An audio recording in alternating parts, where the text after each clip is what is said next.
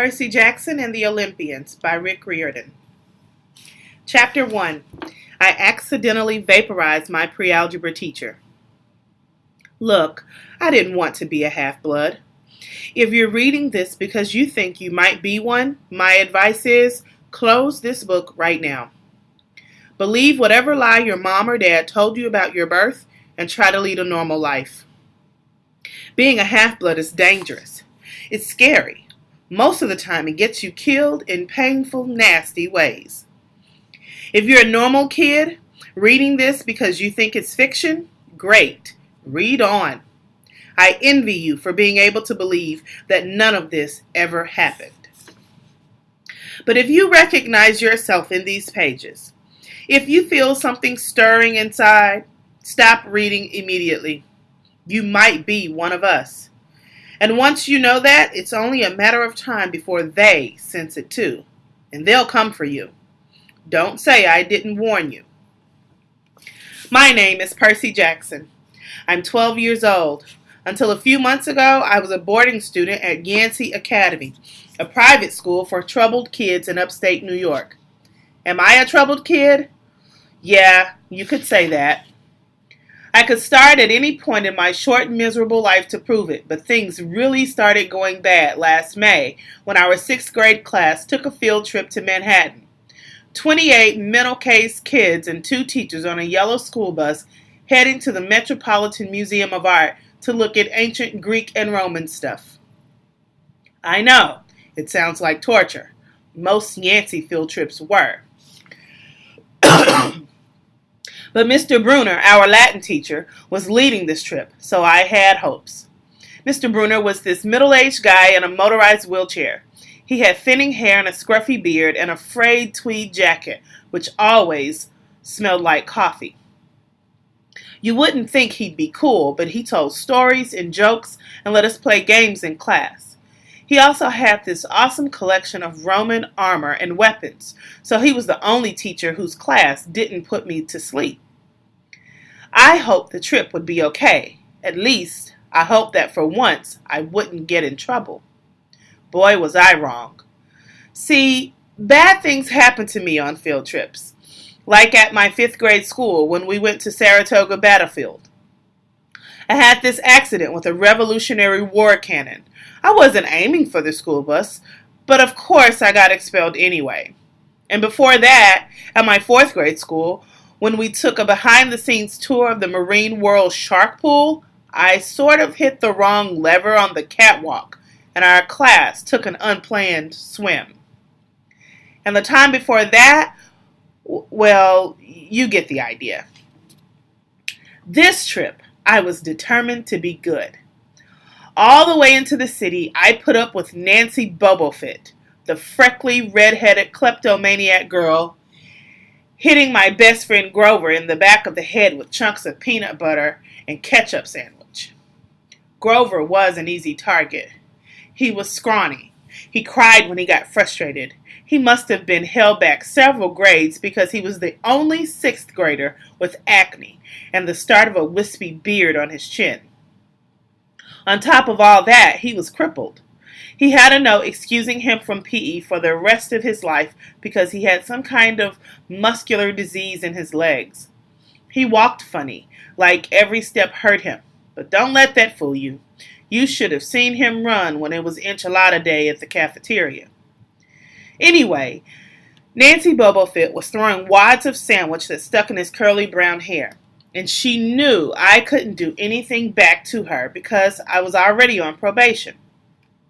The headmaster had threatened me with death by in-school suspension if anything bad, embarrassing, or even mildly entertaining happened on this trip. I'm going to kill her, I mumbled. Grover tried to calm me down. It's okay. I like peanut butter. He dodged another piece of Nancy's lunch. That's it. I started to get up, but Grover pulled me back to my seat. You're already on probation, he reminded me. You know who will get blamed if anything happens. Looking back on it, I wish I'd decked Nancy Bobofit right then and there. In-school suspension would have been nothing compared to the mess I was about to get myself into. Mr. Brunner led the museum tour. He rode up front in his wheelchair, guiding us through the big echoey galleries, past marble statues and glass cases full of really old black and orange pottery. It blew my mind that this stuff had survived for 2,000, 3,000 years. He gathered us around a 13-foot tall stone column with a big sphinx at the top and started telling us how it was a grave marker, a stele, for a girl about our age. He told us about the carvings on the sides. I was trying to listen to what he had to say because it was kind of interesting. But everybody around me was talking. And every time I told them to shut up, the other teacher chaperone, Mrs. Dodds, would give me the evil eye. Mrs. Dodds was this little math teacher from Georgia who always wore a black leather jacket even though she was 50 years old. She looked mean enough to ride a Harley right into your locker. She had come to Yancey halfway through the year when our last math teacher had a nervous breakdown. From her first day, Mrs. Dodds loved Nancy Bobofit and figured I was the devil's spawn. She would point her crooked finger at me and say, "Now, honey," real sweet, and I knew I was going to get after-school detention for a month. One time, after she'd made me erase answers out of old math workbooks until midnight, I told Grover I didn't think Mrs. Dodds was human. He looked at me real serious and said, "You're absolutely right." Mr. Brunner kept talking about Greek funeral art. Finally, Nancy Bobofit snickered about something the naked guy on the stele, and I turned around and said, "Will you shut up?" It came out louder than I meant it to. The whole group laughed. Mr. Brunner stopped his story. "Mr. Jackson," he said, "did you have a comment?" My face was totally red. I said, "No, sir." Mr. Brunner pointed to one of the pictures on the stele. "Perhaps you'll tell us what this picture represents?" I looked at the carving and felt a flush of relief because I actually recognized it. "That's Kronos, eating his kids, right?" "Yes," Mr. Brunner said, obviously not satisfied. "And he did this because..." Well, I racked my brain to remember. Kronos was the king god and...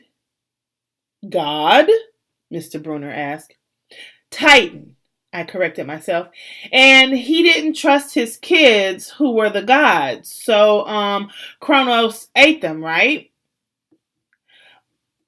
But his wife hid baby Zeus and gave Kronos a rock to eat instead. And later, when Zeus grew up, he tricked his dad, Kronos, into barfing up his brothers and sisters. Ew, said one of the girls behind me. And so there was this big fight between the gods and the Titans, I continued. And the gods won. Some snickers from the group. Behind me, Nancy Bubblefit mumbled to a friend. Like we're going to use this in real life? Like it's going to say on our job applications, please explain why Kronos ate his kids. And why, Mr. Jackson? Brunner said. To paraphrase Miss Bubblefit's excellent question, does this matter in real life? Busted, Grover muttered. Shut up, Nancy hissed, and her face even brighter red than her hair. At least Nancy got pecked too. Mr. Brunner was the only one who ever caught her saying anything wrong. He had radar ears. I thought about his question, and I shrugged. I don't know, sir. I see. Mr. Brunner looked disappointed. Well, half credit, Mr. Jackson. Zeus did indeed feed Kronos a mixture of mustard and wine, which made him disgorge his other 5 children, who, of course, being immortal gods, had been living and growing up completely undigested in the Titan's stomach. The gods defeated their father, sliced him to pieces with his own scythe, and scattered his remains in Tartarus, the darkest part of the underworld. On that happy note, it's time for lunch. Mrs. Dodds, would you lead us back outside? The class drifted off, the girls holding their stomachs, the guys pushing each other around and acting like doofuses. Grover and I were about to follow when Mr. Brunner said, "Mr. Jackson?" I knew that was coming, but I told Grover to keep going. Then I turned toward Mr. Brunner. "Sir?" Mr. Brunner had this look that wouldn't let you go. Intense brown eyes that could have been 1,000 years old and had seen everything. "You must learn to answer my question," Mr. Brunner told me. "About the Titans?" "About real life and how your studies apply to it." "Oh. What you learn from me," he said, "is vitally important. I expect you to treat it as such. I will accept only the best from you, Percy Jackson." I wanted to get angry. This guy pushed me so hard. I mean, sure, it was kind of cool on tournament days when he dressed up in a suit of Roman armor and shouted, "What ho!" and challenged us, sword point against chalk, to run to the board and name every Greek and Roman person who had ever lived and their mother and what god they worshipped. But Mr. Brunner expected me to be as good as everyone else, despite the fact that I have dyslexia and attention deficit disorder, and I had never made above a C- in my life. No, he didn't expect me to be as good. He expected me to be better. And I just couldn't learn all those names and facts, much less spell them correctly. I mumbled something about trying harder, while Mr. Brunner took one long, sad look at the Steely like he'd been at this girl's funeral. He told me to go outside and eat my lunch. The class gathered on the front steps of the museum where we could watch the foot traffic along Fifth Avenue. Overhead, a huge storm was brewing, with clouds blacker than I'd ever seen over the city. I figured maybe it was global warming or something, because the weather all across New York State had been weird since Christmas. We'd had massive snowstorms, flooding, wildfires from lightning strikes. I wouldn't have been surprised if this was a hurricane blowing in. Nobody else seemed to notice. Some of the guys were pelting pigeons with Lunchables crackers. Nancy Bobofit was trying to pickpocket something from a lady's purse, and of course, Mrs. Dodds wasn't seeing a thing.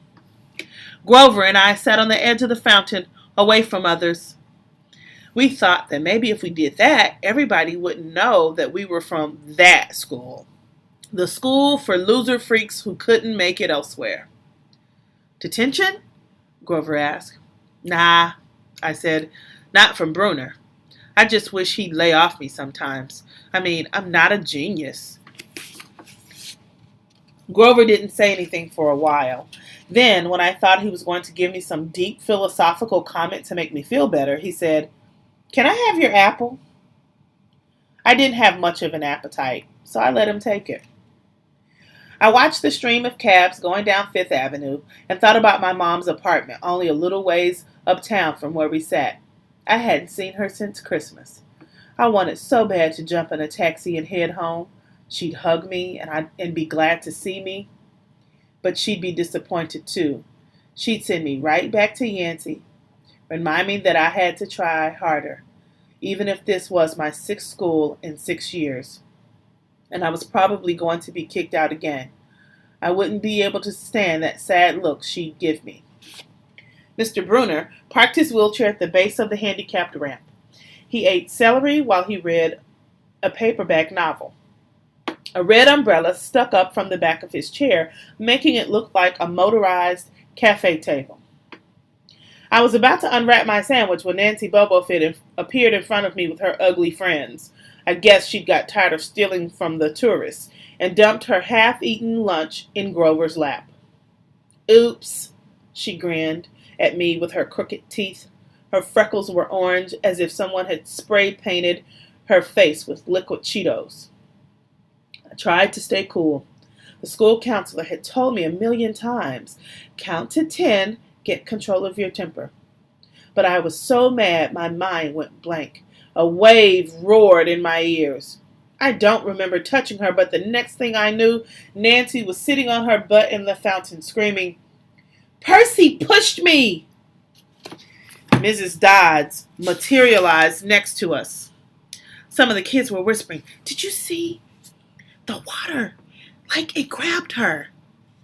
I didn't know what they were talking about. All I knew was that I was in trouble again.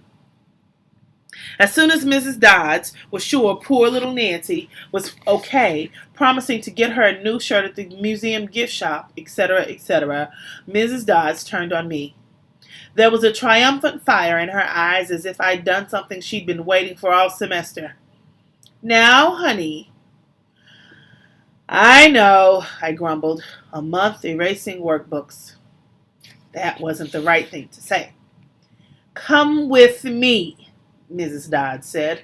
"Wait," Grover yelped. "It was me. I pushed her." I stared at him, stunned. I couldn't believe he was trying to cover for me. Mrs. Dodds scared Grover to death. She glared at him so hard his whiskery chin trembled.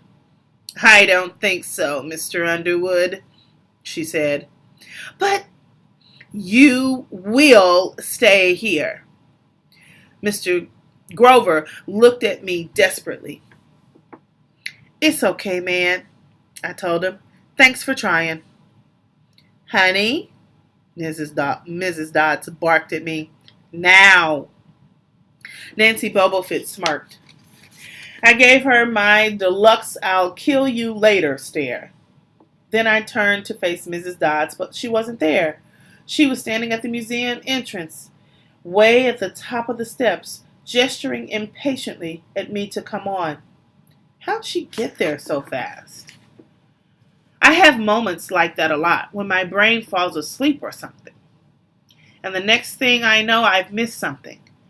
As if a puzzle piece fell out of the universe and left me staring at the blank space behind it. The school counselor told me this was part of my ADHD, my brain misinterpreting things. I wasn't so sure. I went after Mrs. Dodds. Halfway up the steps, I glanced back at Grover. He was looking pale, cutting his eyes between me and Mr. Bruner, like he wanted Mr. Bruner to notice what was going on, but Mr. Bruner was absorbed in his novel. I looked back up. Mrs. Dodds had disappeared again. She was now inside the building at the end of the entrance hall. Okay, I thought, she's going to make me buy a new shirt for Nancy at the gift shop. But apparently that wasn't the plan. I followed her deeper into the museum. When I finally caught up to her, we were back in the Greek and Roman section. Except for us, the gallery was empty. Mrs. Dodds stood with her arms crossed in front of a big marble frieze of the Greek gods. She was making this weird noise in her throat, like growling. Even without the noise, I would have been nervous. It's weird being alone with a teacher, especially Mrs. Dodds. Something about the way she looked at the frieze, as if she wanted to pulverize it. "You've been giving us problems, honey," she said. I did the safe thing. I said, "Yes, ma'am." She tugged on the cuffs of her leather jacket. "Did you really think you would get away with it?" The look in her eyes was beyond mad. It was evil. She's a teacher, I thought nervously. It's not like she's going to hurt me. I said, I'll try harder, ma'am." Thunder shook the building. "We are not fools, Percy Jackson," Mrs. Dodd said. "It was only a matter of time before we found you out. Confess, and you will suffer less pain." I didn't know what she was talking about. All I could think of was that the teachers must have found the illegal stash of candy I'd been selling out of my dorm room. Or maybe they'd realized I got my essay on Tom Sawyer from the internet without ever reading the book, and now they were going to take away my grade. Or worse, they were going to make me read the book. Well, she demanded. Ma'am, I don't... Your time is up, she hissed. Then the weirdest thing happened. Her eyes began to glow like barbecue coals. Her fingers stretched, turning into talons. Her jacket melted to large, leathery wings. She wasn't human. She was a shriveled hag with bat wings and claws and a mouth full of yellow fangs. And she was about to slice me to ribbons.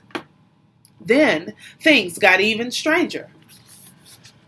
Mr. Bruner, who'd been out in front of the museum a minute before, wheeled his chair into the doorway of the gallery holding a pen in his hand. What ho, Percy!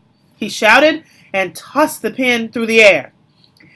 Mrs. Dodds lunged at me. With a yelp, I dodged and felt talons slash the air next to my ear. I snatched the ballpoint pen out of the air, but when it hit my hand, it wasn't a pen anymore. It was a sword. Mr. Bruner's bronze sword, which he always used on tournament day. Mrs. Dodds spun toward me with a murderous look in her eyes. My knees were jelly. My hands were shaking so bad I almost dropped the sword. She snarled, Die, honey! And she flew straight at me. Absolute terror ran through my body. I did the only thing that came naturally. I swung the sword.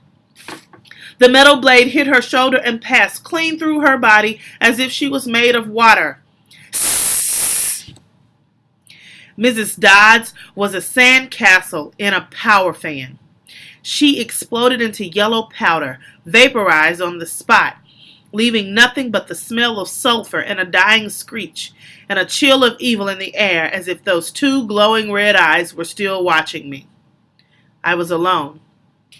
There was a ballpoint pen in my hand. Mr. Bruner wasn't there. Nobody was there but me. My hands were still trembling.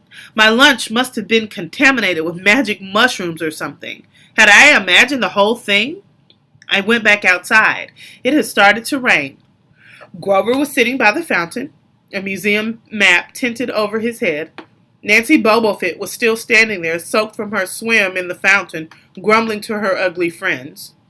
When she saw me, she said, I hope Mrs. Kerr whipped your butt. I said, Who? Our teacher. Duh. I blinked. We had no teacher named Mrs. Kerr. I asked Nancy what she was talking about. She rolled her eyes and turned away. I asked Grover where Mrs. Dodds was. He said, Who? But he paused first, and he wouldn't look at me, so I thought he was messing with me. Not funny, man, I told him. This is serious. Thunder boomed overhead. I saw Mr. Bruner sitting under his red umbrella, reading his book as if he'd never moved. I went over to him. He looked up, a little distracted. Ah, that would be my pen. Please bring your own writing utensil in the future, Mr. Jackson.